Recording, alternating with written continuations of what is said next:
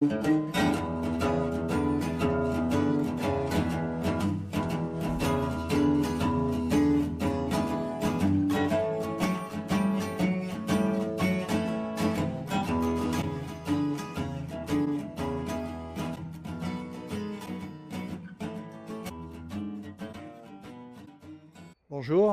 bon voilà, je vais vous faire une petite vidéo sur un boulot qu'on a très souvent au printemps, aussi bien amateur que professionnel. C'est transvaser les essaims qu'on a fait à l'automne ou qu'on a acheté éventuellement, qui sont en ruchette, et les transvaser donc en ruche. Donc pour ce faire, il faut avoir préparé son enfumoir, bien entendu, il faut avoir préparé son lève-corde, bien entendu, il faut avoir préparé une ruche. Alors là je les bichonne un peu parce que je vais transvaser les deux rennes souches qui me restent de l'année dernière. Je les ai mis en ruche neuve, donc je les bichonne un peu parce que les ruches sont toutes neuves, c'est pour ça que je dis ça, mais autrement c'est aussi le fait que j'ai quasiment pas d'essaims à transvaser. Pourquoi? Parce que je les ai vendus, comme je vous ai dit, je prends ma retraite, donc les essaims il n'y en a plus. Je vais garder ces deux souches pour pouvoir faire du greffage et puis pour reconstituer un peu je ne veux pas reconstituer mon cheptel en intégralité, mais je veux surtout repeupler les ruches que j'ai perdues cet hiver. Parce que malgré tout, j'en ai perdu. J'ai fait le con à l'automne, j'ai pas traité assez tôt certains. Les essaims, il n'y en a pas un qui a claqué, puisque je vous dis, j'ai traité au mois d'août. J'avais commencé le 4 août, la première quinzaine d'août, tous les essaims étaient déjà tous traités. Même les ruches qui sont restées là sont même pas vilaines. Derrière, il est resté, il y a claqué ce qui sortait de la lavande, comme je l'ai dit dans la vidéo précédente. Mais celles qui restent de la lavande sont magnifiques, quoi. Il restait, certaines sont reparties avec 2 ruelles d'abeilles quand elles sont rentrées de la lavande. Comme il n'y avait quasiment pas de couvain ou même pas du tout, donc le traitement a été assez efficace, ce qui fait qu'elles se sont refait la griotte comme c'est pas permis. Puis en plus, à chaque fois qu'elles reviennent de la lavande, le fait d'hiverner sur du miel et non pas du sirop ou pas grand chose, là elles sont blindées à mort. Quand elles rentrent de la lavande, elles sont chargées comme c'est pas permis. Elles hivernent toujours bien, surtout que moi je m'interdis de faire les corps, c'est histoire de, c'est une déontologie à moi, mais c'est histoire de respecter un peu l'abeille. Mais voilà, donc elles hivernent sur du miel de lavande, et au printemps elles sont très souvent magnifiques, quoi. Donc là, donc il me reste pas grand chose que mes seins à transvaser. Il va m'en rester 4 ou 5, même pas. Les autres sont tous partis ou vont partir, et donc on va attaquer. Alors pour ça, j'ai préparé une ruche, donc comme je vous dis, elle est neuve, dedans, dans cette ruche, on y prépare quoi? On y prépare, on lui met un nourrisseur. Voilà, je regarde si c'est bien au bon endroit, si on me voit. Ouais, oui, non, oui, ouais, à peu près. Dedans, j'y mets, donc moi je travaille en 9 cadres, donc il y a donc une partition qui est ici, donc j'ai mis une partition, j'y mets un cadre bâti qu'on prend, qui est à peu près, faut pas prendre une merde qui est pleine de, faut toujours bien regarder, vous voyez, là j'ai enlevé, il y avait une cellule ça c'est une ruche qui avait du virée bourdonneuse, il y avait une cellule de reine, mais autrement elle n'a pas de couvain de mâle, si vous voyez, d'accord, parce que quand elles ont du couvain de mâle en plein milieu, ça sert à rien de réutiliser ça vaut mieux y fondre ou y brûler. Moi j'y brûle, je m'emmerde pas à fondre les cadres de corps, parce que les cadres de corps c'est bourré de produits de traitement, donc moi je ne garde que mes cires d'opercule. Mais il ne faut pas garder les cadres qui ont du couvain, des cellules de mâle un peu de partout, parce que derrière elles refont du mâle en plein milieu du couvain, et elles se développent moins vite parce qu'elles ont ce mâle et elles n'ont pas de l'ouvrière, quoi. Et puis donc vous triez bien vos cadres, c'est pas la peine de garder des cadres qui sont pleins de trous, ou la gaufre, vous voyez, ça c'est plat comme une galette, la gaufre n'était pas gondolée quand elles l'ont bâti. Faut essayer de travailler le plus proprement possible. Voilà, et puis donc après, donc j'y mets aussi, je prépare deux gaufres, hein, d'accord. Donc comme je vous disais, les gaufres elles sont nickel. Hein, je vous ferai voir comment, ou je vous fais voir, vous regarderez de ce côté. Là, je mettrai je vais vous mettre le gaufrage des cadres, d'accord.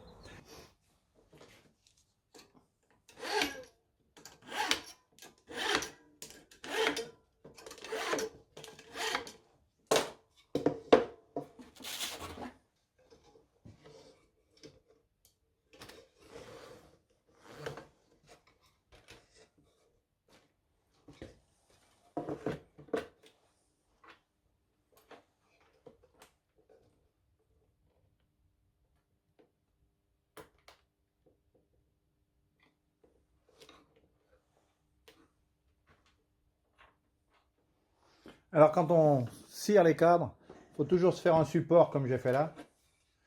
C'est-à-dire que il vous faut, alors on va se baisser un peu parce qu'on ne le voit pas, il vous faut un angle d'équerre ici. Alors moi j'ai mis un taquet en bois pour retenir mon cadre, ce qui fait qu'après, de ce côté, j'ai qu'à le tenir, tirer de ce côté, ça va, même s'il est un peu creusé, ça va le tenir d'équerre, d'accord. Il faut toujours que votre cadre soit d'équerre, impératif, parce que si vous le mettez sur vos deux crémaillères en haut de la ruche, s'il n'est pas d'équerre qui descend dans un sens ou dans l'autre, si l'écartement minimum n'est pas respecté en bas du cadre, elles vont le souder contre la ruche, à la propolis, et là c'est un défaisant, vous arrachez la tête du cadre. D'accord. Donc c'est impératif. Les cadres, très souvent, sont d'équerre, hein, mais ça peut arriver qu'ils ne le soient pas. D'accord. Donc systématiquement, moi, je les prends, hein, et je les pose sur mon gabarit. Et bon, je ne vous dis pas, hein, celui-là, par exemple, celui-là est parfaitement d'équerre. Hein, on peut le voir. Voilà, d'accord, on fait comme ça, on le voit, il est parfaitement d'équerre, mais tous ne le sont pas forcément, d'accord. Donc systématiquement, il faut se faire un support. En plus, ce support, cette plaque, elle va me servir pour faire plaquer ma cire sur la gaufre, ma cire gaufrée sur les fils du moins, d'accord, parce que moi, je vais tendre mes fils, je les tends systématiquement, hein. Certains ne les tendent pas, mais moi je les tends systématiquement. Pourquoi? Parce que quand on va le chauffer, le fil, il va s'étirer obligatoirement, hein. Donc, à partir du moment où il a fait un zigzag avec une molette, eh bien, il reste droit. Et quand on peut voir qu'on ne voit même pas le fil dans la gaufre, quoi. Hein, d'accord, dans un sens ou dans l'autre, il est pile poil en plein milieu de la gaufre. Ça fait un travail super. La gaufre, elle n'est pas gondolée, il faut qu'elle soit droite comme un i, hein. Si les fils sont tendus, la gaufre, elle ne bouge pas. D'accord. Donc, systématiquement, je perds un peu plus de temps que certains, mais au moins mes fils sont bien noyés dans la cire, et la gaufre, elle reste parfaitement plate, quoi. Et donc, voilà. Ça, c'est ma façon de faire. Après, vous faites comme vous voulez, hein. Moi, je donne des conseils. C'est pas la peine d'aller dans mes vidéos me dire non, non, c'est pas comme ça qu'il faut faire. Moi, je dis comment je fais, point final, c'est tout. Hein, si vous pensez que comme vous faites, c'est mieux que ce que je fais, je n'en vois aucun inconvénient, hein. Moi, je vous fais voir ça, c'est parce que j'estime que depuis que je cire mes cadres, j'ai pas trop de soucis derrière, donc je vous fais voir comment moi je procède, hein. C'est tout, hein, tout simplement, hein. Voilà, donc on coupe. Et donc voilà, une fois qu'on est prêt et que l'enfumoir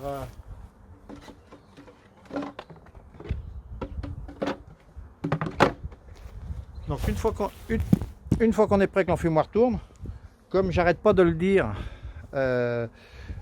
aux gens qui viennent me voir ou dans les vidéos, on ne touche jamais une ruche avant de lui avoir mis un coup d'enfumoir, hein. C'est pas la peine d'ouvrir le toit et puis d'enfumer, c'est pas la peine de tirer le tiroir dessous et d'enfumer, c'est pas la peine, non, vous enfumez et après on peut toucher une ruche sans se faire bouffer, d'accord. Parce que bon, même si on a des abeilles qui sont plus sympas que d'autres, c'est sûr, mais si on commence par les ouvrir, enlever le nourrisseur et commencer à enfumer, on va se faire bouffer du début jusqu'à la fin des travaux. D'accord. Donc la première chose, on prend un enfumoir, on le fait, on se prépare, donc on prépare sa ruche, mais on prépare aussi son enfumoir qui tourne. Hein, donc un enfumoir qui en balance, quoi. C'est pas un enfumoir qui est asthmatique. D'accord. Donc voilà, un petit coup d'enfumoir et on attaque. Voilà, je me remets en position à peu près. Donc un petit coup d'enfumoir. Vous placez votre ruche derrière, la ruchette du moins. Voilà. Vous mettez en lieu et place donc la ruche qui est là pour la remplacer.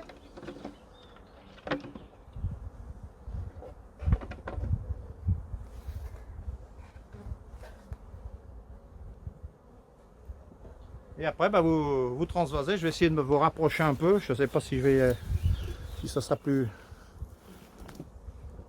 net. Voilà.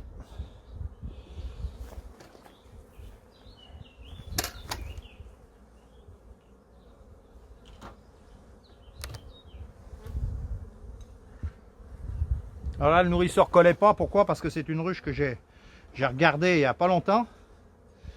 Je vais vous expliquer pourquoi d'ailleurs.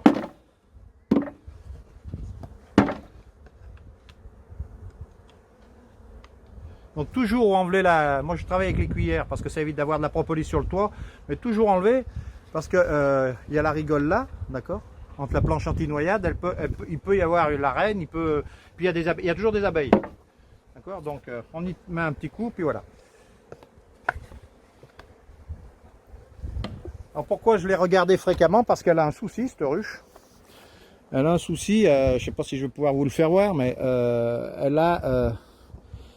elle a une mortalité excessive devant. Et elle a tout un tas d'abeilles mortes. J'ai regardé ça avec un agent sanitaire, mais ça, on n'a pas vu ni nosémose. J'essaye de vous faire voir, je ne sais pas ce que je vous... Voilà, donc on voit, il y a plein d'abeilles qui sont là à trembler devant. Elles ont pas perdu leur poil, rien du tout. Donc c'est pas... ça peut pas être le mal des forêts non plus. Donc après, je suis peut-être pas assez calé non plus pour dire ce qu'elle a exactement. Mais elle a une mortalité alors qu'elle a une super belle population dans la ruchette. Je vais me mettre comme ça.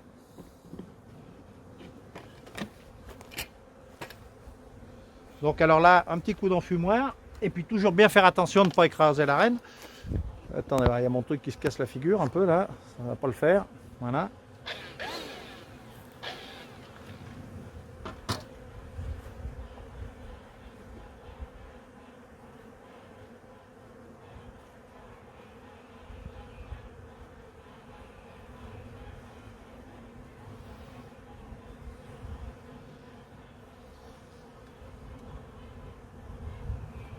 Donc on regarde qu'il n'y a pas la reine. Je regarde que ce cadre est moins joli que celui que je lui ai mis. Donc je vais le mettre en rive. Voilà.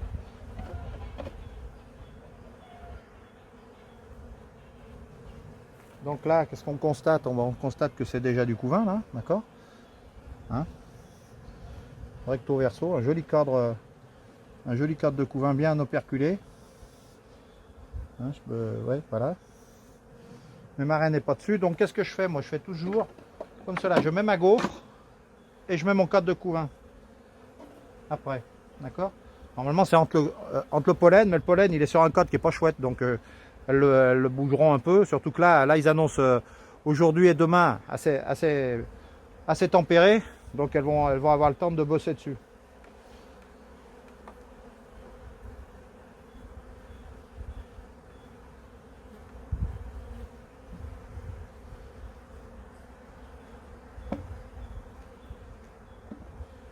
On jette toujours un coup d'œil, voir s'il n'y a pas... Faut pas qu'elle soit sur les côtés, la reine. Faut pas qu'on la tue au moment du transvasement, parce que...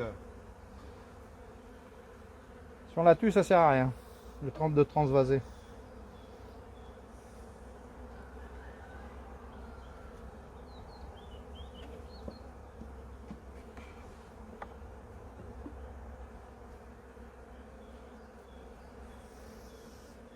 Voilà, on la voit super bien là. Je suis en train de regarder, ouais, on doit pouvoir la voir. Parce qu'elle a un écusson.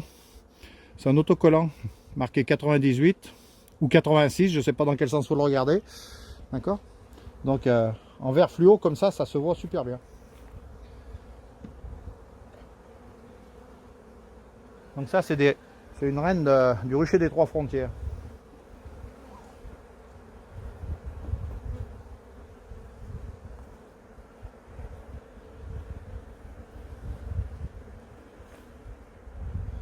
voyez, donc là le pollen, on peut voir que le pollen est de ce côté. Hein. D'accord. Mais bon, elles ont, il y a à manger, hein, ça brille, on voit briller dans les cellules, mais ça fait bientôt une semaine qu'il fait un froid de canard. Donc c'est temps qu'il fasse beau, parce qu'autrement il aurait fallu tout renouer. Hein.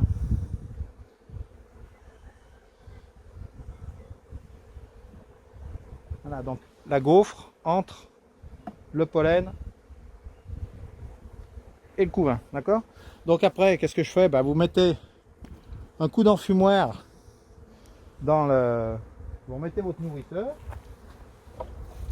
Voilà. On met le nourrisseur.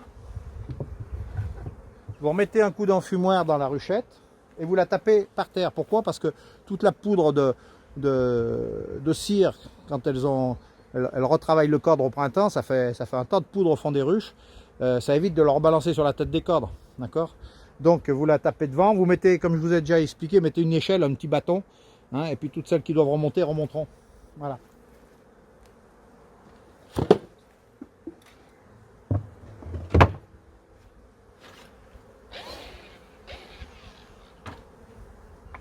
Vous lui tapez vous la tapez par terre.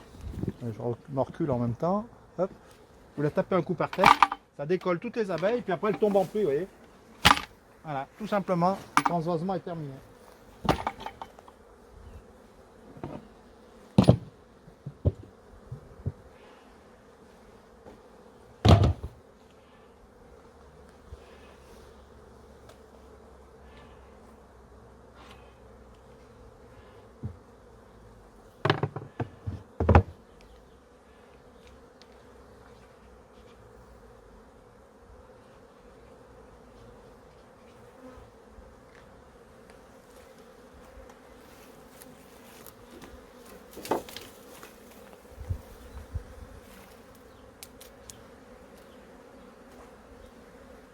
Voilà, mon échelle est un peu courte.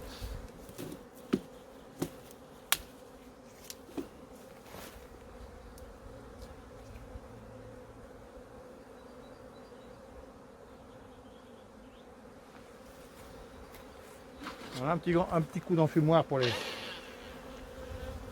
leur donner la direction. Et mon transvasement est fini. Ah, donc là c'est le deuxième, on va faire exactement la même opération. Hein. Un petit coup d'enfumoir. On la décale derrière.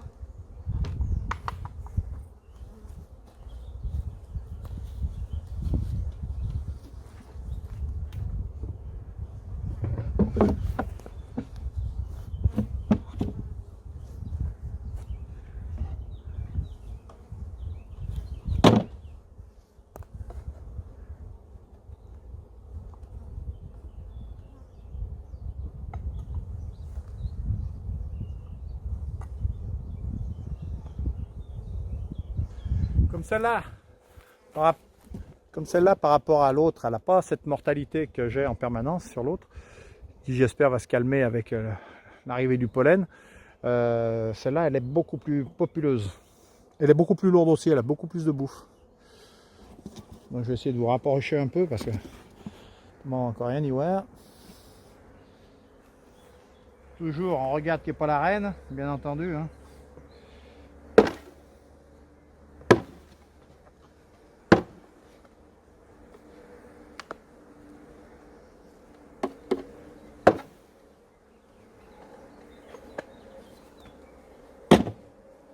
Regardez, elle est là. Elle est sur la tête des cordres.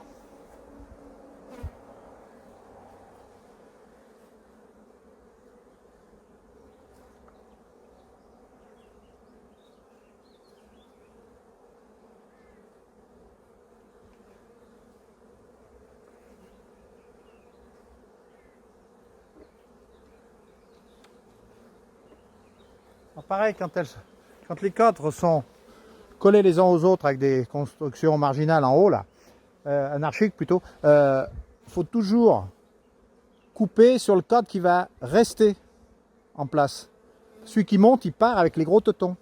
Hein, parce que si on fait l'inverse, ça va rayer tout le cadre, ça va vous bouffer tout le couvain, ça peut tuer la reine. D'accord. Donc on coupe on coupe toujours sur les cadres qui vont rester en bas. Hein. Vous montez votre cadre avec tous les totons. C'est-à-dire que quand vous coupez au lève cadre, vous vous frottez sur les cadres qui vont rester sur place. Hein. D'accord? Je ne le dis pas assez souvent ça.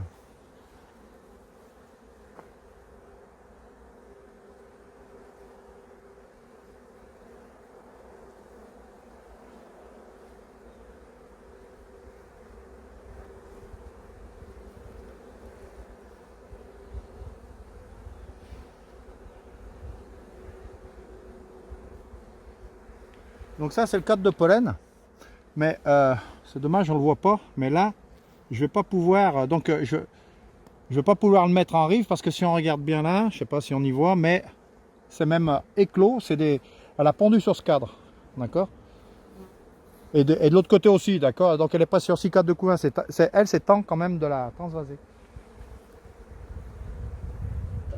Donc je le mets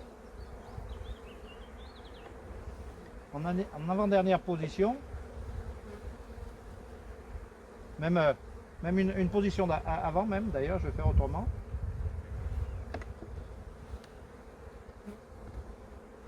Voilà. Voilà, je vais faire comme cela. D'accord?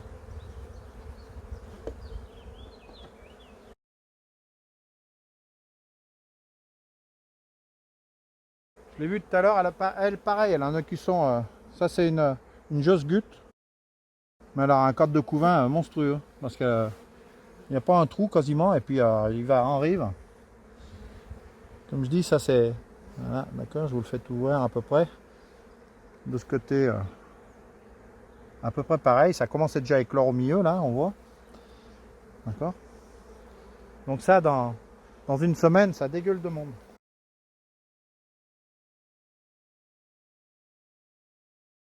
Alors si on veut ne pas se faire piquer, puisque c'est la grosse question récurrente que j'ai en permanence, hein, vous avez vu, j'y vais très délicatement.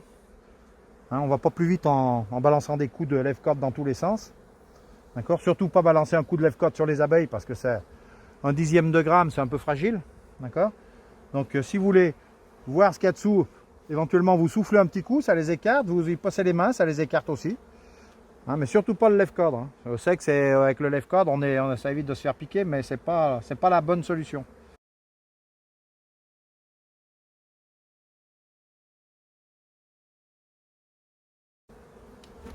C'est là que c'est incroyable, c'est que ça se balade vachement vite quand même une reine, parce que je l'ai trouvé tout à l'heure sur la tête des cadres, mais de celui qui était ici, elle était carrément en rive. Et là on en est au 4e cadre et elle n'y a toujours pas. Hein.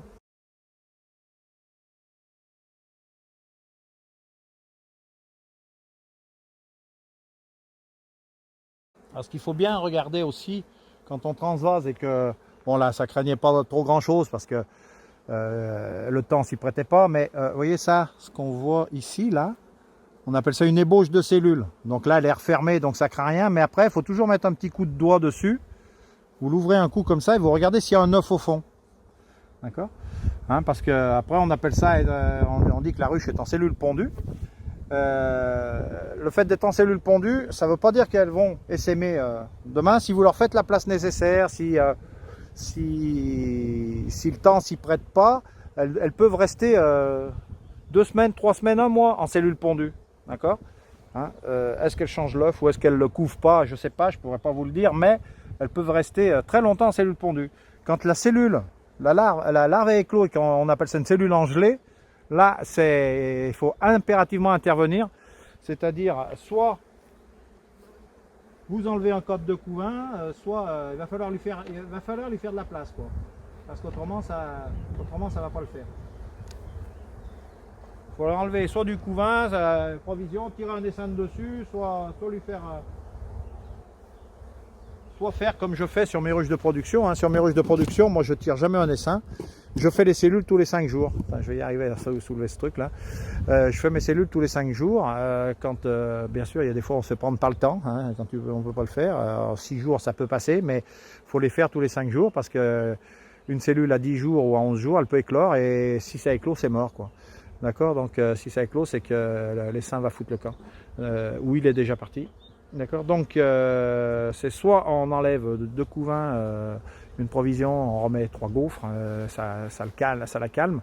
Après, il ne faut pas le faire n'importe quand non plus, parce que si on le fait juste avant l'acacia, le temps qu'elle rebâtisse leurs 2 côtes, qu'elle repondent leurs 2 côtes, qu'elle regarnisse, l'acacia elle est finie, vous n'aurez rien eu le temps d'y voir, vous n'aurez pas fait de miel. D'accord, quand on a de l'acacia dans sa région, hein, bien sûr. Mais bon, avant, je dis acacia comme ça aurait pu être n'importe quel mielé, quoi. D'accord, donc il faut savoir évaluer le truc. Voilà, j'y retourne.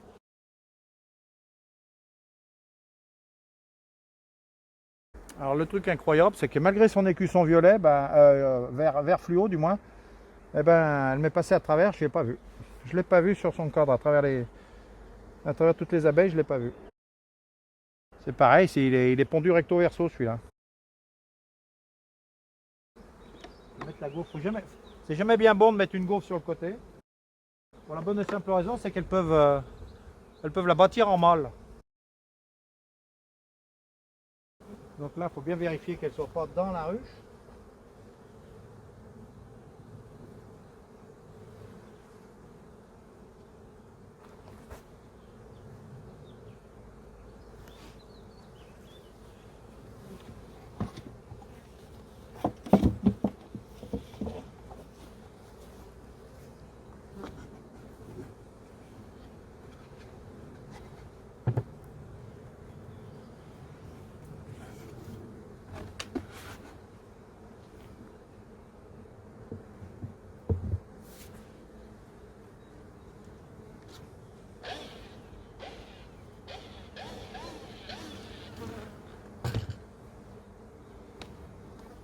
Pareil, un coup par terre et on la tape devant. Voilà. Une petite échelle. La petite échelle qui va bien.